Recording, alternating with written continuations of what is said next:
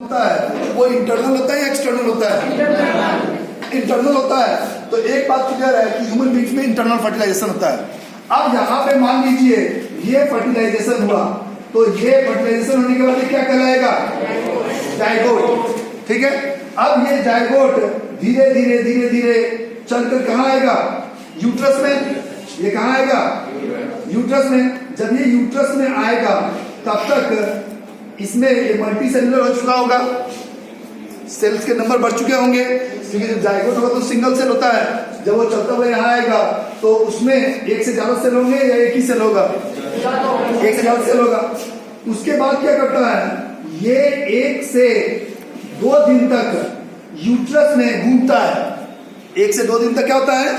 Uterus में घूमता है, so that it can search the proper place where it can attach itself for obtaining the nourishment. अब जब cell बढ़ गए तो इनको नरिशमेंट चाहिए या नहीं? ये सेल ग्रो कर रहा है और डिवाइड हो रहा है तो उसको नरिशमेंट चाहिए होगा, और नरिशमेंट जब अटैच होगा तभी तो मिलेगा। तो 1 से 2 दिन वो घूमता है यूट्रस के अंदर, और यूट्रस में वो प्रॉपर प्लेस को सर्च करता है जहां पर वो अटैच हो सके। अब मान लो वो यहां पर अटैच हो गया, यहां पर क्या होगा? वो अटैच। तो अटैच जैसे ही होता है, जैसे ही डेवलपिंग जायगोट अटैच होता है,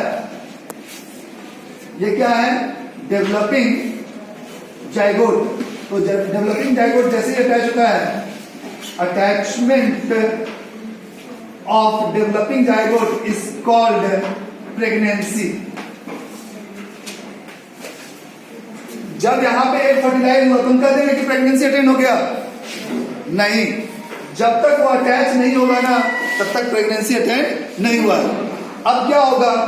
ये अटैच हो गया, अब इनके नंबर, यहाँ पे जो सेल्स के नंबर है वो बढ़ेंगे, तो ये जो टिश्यू है, जो यूट्रस का टिश्यू है और बच्चे का टिश्यू है, डेवलपिंग जायगोट का टिश्यू, ये दोनों इसके चारों तरफ एक ऐसे वॉल को फॉर्म करते हैं which is called as placenta.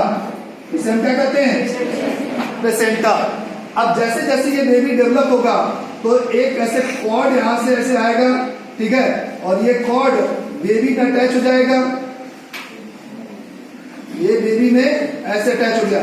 तो मदर बॉडी के अंदर बेबी जो होता है वो केवल एक कॉर्ड से अटैच होता है, और उस कॉर्ड को कहते हैं यूएम्बिलिकल कॉर्ड। ठीक है, यूएम्बिलिकल कॉर्ड से वो अटैच होता है, और मदर के बॉडी से जो नरिशमेंट आना होता है वो इसी कॉर्ड के थ्रू बेबी के अंदर आता है। और इसके चारों तरफ प्लेसेंटा के अंदर ये चारों तरफ एक फ्लूइड होता है जिसे हम कहते हैं एमनियोटिक फ्लूइड, जो बेबी को मॉइस्ट रखता है। तो धीरे धीरे बेबी डेवलप होना शुरू होगा।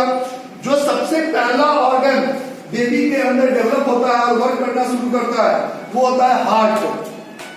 The first organ which develops and start working into the baby is heart, and it is the only one organ which do not rest throughout your life, and the last organ which will stop working in your body. ये वो पहला organ है जो काम करना शुरू किया, और ये लास्ट ऑर्गन होगा जो काम करना बंद करेगा। इसका बंद करने का मतलब है आप गए, कहानी खत्म। ठीक है, जब तक ये वर्क कर रहा है, चाहे सारा ऑर्गन काम करना बंद कर दे, आदमी मरा नहीं है, वो क्लिनिकली डेड नहीं है। जैसे कि एक स्टेज होता है कोमा।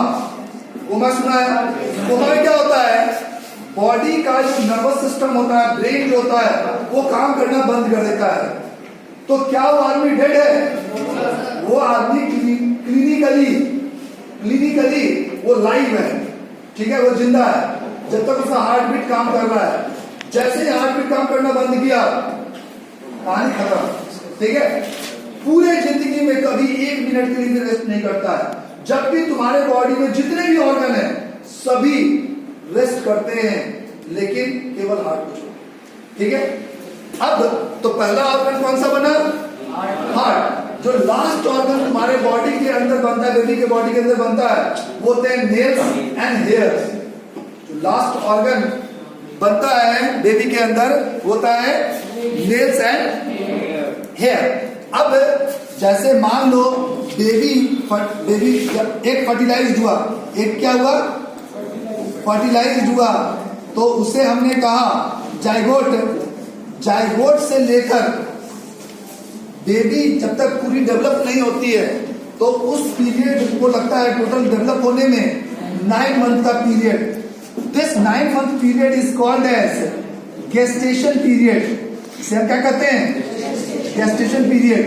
तो 9 month period is that period from the fertilisation to the birth of the baby. तो यहां पर 9 मंथ के बाद फुल्ली मेच्योर्ड बेबी हो जाएगी और इसे हम फोइटस करते हैं। जब तक बेबी मदर बॉडी के अंदर होती है तब तक हम उसे फोइटस कहते हैं। और अब ये बात समझो, जब 9 मंथ जब पूरी तरीके से बेबी मेच्योर्ड हो जाएगी, उसके बाद ये बेबी जो होती है ये स्टिमुलस देती है यूट्रस को। ठीक है, तो बेबी मान लो बेबी स्टिमुलस दिया तो ये स्टिमुलस जो है ये ब्रेन को जाता है। कहां जाता है, ब्रेन को जाता है। और ब्रेन के अंदर एक ग्लैंड होता है जिसका नाम है पिट्यूटरी। जिसका नाम क्या है, पिट्यूटरी। तो ब्रेन के अंदर एक ग्लैंड है पिट्यूटरी, और पिट्यूटरी जो है वो रिलीज करता है 2 हार्मोन। एक है relaxin and another is oxytocin. नाम से ही क्लियर है, रिलैक्सिन। तो जैसे ही स्टिमुलस जाएगा ब्रेन के पास, पिट्यूटरी ग्लैंड जो है वो 2 हार्मोन रिलीज करेगा। ठीक है, और इन दोनों हार्मोन का रिलीज होने का मतलब है the baby is ready to be delivered. Baby is ready to deliver. तो ये जो रिलैक्सिन हार्मोन है ये आके यूट्रस के वॉल पे एक्ट करेगा और इसमें एक रिदमिक कॉन्ट्रैक्शन जनरेट करेगा। जब रिदमिक कॉन्ट्रैक्शन जनरेट होगा तो baby will be pushed outside और नॉट। तो इस कॉन्ट्रैक्शन के लिए जो हार्मोन रिस्पॉन्सिबल होता है वो है ऑक्सीटोसिन। और जब ये वॉल रिलैक्स करेगा तभी तो बेबी बाहर निकल पाएगा।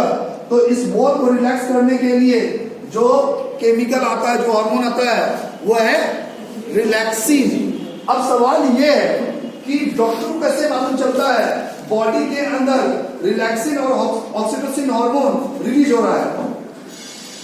एक बात बताओ, जब यहाँ पे कॉन्ट्रैक्शन होगा तो ये प्लेसेंटा रप्चर होगा तो ये फ्लूइड बॉडी से बाहर निकलना शुरू हो जाएगा। तो जैसे ही बॉडी से फ्लूइड निकलना शुरू हो जाता है इसका मतलब है baby is ready to be delivered out और नॉट। तो इसका मतलब है कि baby is ready to be delivered out. समझ में आया? अब कैसे पता चलता है मतलब डिलीवरी हो गई है? अरे मेरे भाई, मैंने कहा क्या, जब यूट्रस के अंदर बेबी 9 मंथ का हो जाएगा, फुली मैच्योर हो जाएगा, तो वो स्टिमुलस सेंड करेगा कि now it is ready to be delivered. ठीक है, कभी कभी गलती से ऐसा भी होता है कि 8.5 महीने में ही बेबी ने स्टिमुलस दे दिया तो बेबी डिलीवर्ड हो जाता है, तो वो प्री मैच्योर्ड बेबी होता है। कॉमनली 9 मंथ का जब बेबी होने लगता है तो वो स्टिमुलस देना शुरू कर देता है, जिससे कि ये क्लियर हो जाता है कि baby is ready to be delivered. ठीक है, और उसकी पहचान होती है coming out of the amniotic fluid from the body, that indicates that the baby is ready to be delivered. अब यदि उस समय डिलीवरी नहीं हुई, मान लो उस समय डिलीवरी नहीं हुई, तो बच्चे के मरने के चांसेस ज्यादा हो जाएंगे, क्योंकि सारा फ्लूइड निकल जाएगा तो बेबी ड्राई हो जाएगा, तो बेबी ड्राई होते ही मर जाएगा। इसीलिए यदि डॉक्टर क्या करेगा, किसी के बॉडी फ्लूइड आ रहा है, ठीक है, baby ready to be delivered है, ठीक है, अब मान लो जितने अमाउंट में ऑक्सीटोसिन को रिलीज होना चाहिए उतने अमाउंट में ऑक्सीटोसिन हार्मोन रिलीज नहीं हुआ, तो कॉन्ट्रैक्शन उतना नहीं हो पाएगा, तो बेबी का नेचुरल डिलीवरी नहीं हो पाएगा। तो डॉक्टर क्या करेगा, ऑपरेशन। लेकिन डॉक्टर को करना क्या चाहिए, डॉक्टर को यदि मान लो नेचुरल डिलीवरी नहीं हो रही है तो उसे ऑक्सीटोसिन का इंजेक्शन लगा देना चाहिए। तो ऑक्सीटोसिन का इंजेक्शन लगेगा तो वो कॉन्ट्रैक्शन अपने आप हो जाएगा, तो बेबी अपने आप डिलीवर हो सकती है नहीं। लेकिन वो इंजेक्शन कितने का आएगा, 500 या 600 रुपए का। मैक्सिमम, तो उसके पैसे कहां से बनेंगे? तो पैसे बनाने के लिए क्या करेंगे? वो बोलेगा कि ऑपरेशन होना है। अब एक बात बताओ, किसी की बेबी इस तरीके से fertilisation and delivery of the baby होता है। आया समझ में? हाँ या नहीं? So how the egg fertilise, how the development take place. अब एक बात समझो, ये बेबी पूरी तरीके से मैच्योर हो गया, डिलीवरी हो गया। जो डिलीवरी होती है, delivery of baby outside the